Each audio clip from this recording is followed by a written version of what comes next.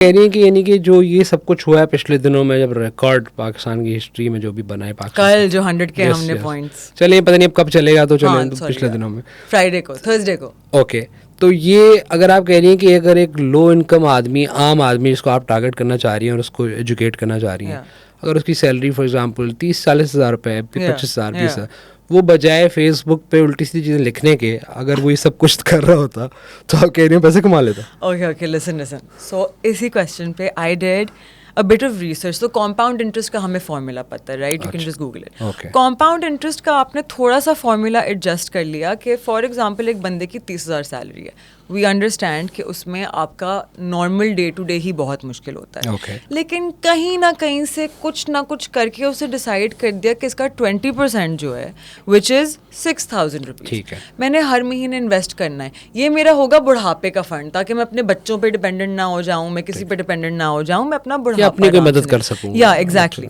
तो अब इस बंदे ने शुरू किया for example at the age of 35 decide किया मैं 30 साल के लिए आंखें बंद करके मैं सब सीख के बस बेसिक चीज़ें कर करके ना मैं ऐसे स्टॉक्स में डिवाइड करूंगा जहां मुझे एनुअली 20% सिर्फ मिले। ठीक है। हर महीने में 6,000 डालूंगा। आपने वो चीज़ प्लग इन कर ली कॉम्पाउंड इंटरेस्ट के फॉर्मूला में।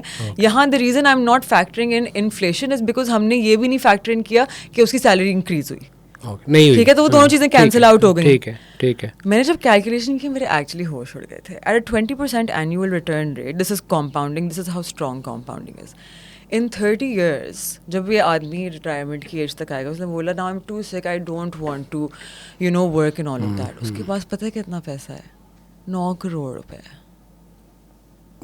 सीरियस? आप लोग चाहें तो कॉम्पाउंड इंटरेस्ट के जितने हमारे मैथमेटिशियंस बैठे हुए हैं, मतलब आप एक लोग कर ऐसा लें। इंसान जो कम से कम वो पैसे शायद अपने नॉर्मल डे कोई स्मोकिंग एंड ईटिंग एग्जैक्टली। और आप अगर सिर्फ सेविंग करेंगे उस अमाउंट की, तो at the end of 30 years you'll have about 8-10 lakh रुपए। तो बजाय इसके कि वो किसी जगह डाल के रख के छुपा दें। या that's interesting. So you compound it, right? That is the concept of compounding, जिसकी वॉरेन बफेट बात करता है, जिसकी बेन ग्राहम बात करता है, right? और ये वो लो इनकम वाले लोग हैं। Because compounding का ग्राफ कैसे जाता है? It's exponential. Exponential is like this.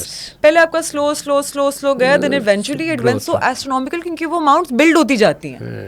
On every amount you're adding 20% annually.